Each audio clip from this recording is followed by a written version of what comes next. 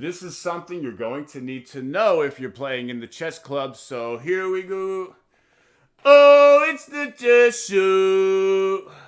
This is the first in a series of tips for tournament players. Playing online like we've all been doing.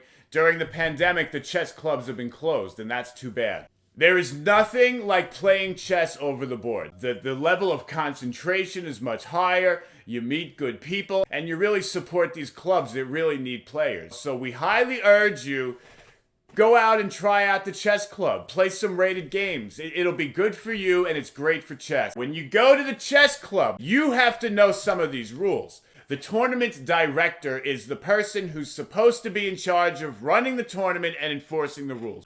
Unfortunately, 97% of these tournament directors are morons. I don't know what it is. It attracts a certain kind of people. They're all despotic megalomaniacs that don't know what they're doing. It's like across the board. It's amazing.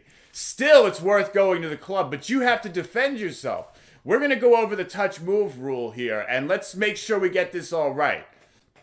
Now, the basics are all simple. If you touch a piece, you have to move the piece. And when you put it somewhere and you let your hand go, you have to leave the piece there. Unless you say adjust before touching it, and then you're indicating to your opponent that you're simply adjusting the piece. A real purist, such as myself, we would say j'adoube. It's French for I adjust. J'adoube. Chess is a game of the mind. It's a refined game. It wouldn't look right if people are touching things into it. Just wouldn't. It would really not be appropriate. So we observe the touch move rule. But there are exceptions, and you need to know this because your tournament director, 97% chance he's a moron.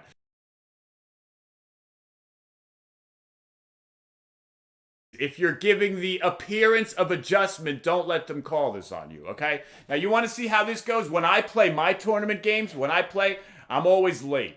And I never have a set of my own. I always use their set. So I get there, I'm 5 minutes late, the set's already there, and the pieces, these people always put my pieces disheveled like this. And I hate this. I hate this so much. If you have pride in your game, you want to be set up right? I don't have to say adjust or nothing. I just take two rooks and I touch them at the same time and I put them there. And I go like this. Now I'm adjusting. I didn't say adjust, but I'm clearly adjusting. Don't let them wait for you to touch the knight and be like, he has to move the knight. That's not the way it works. I'm clearly adjusting, kid. Nice try, but let's go play.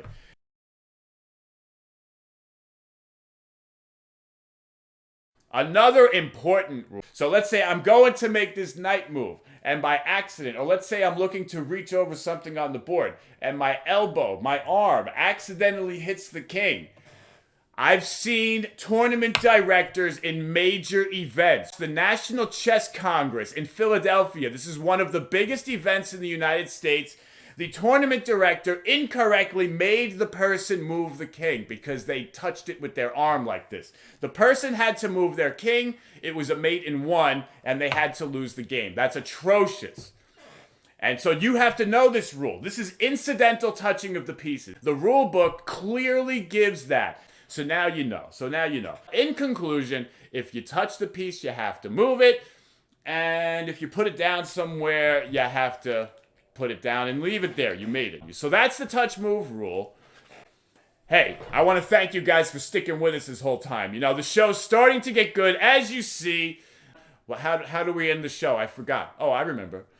Oh, it's the chess show. Love you guys. Thanks.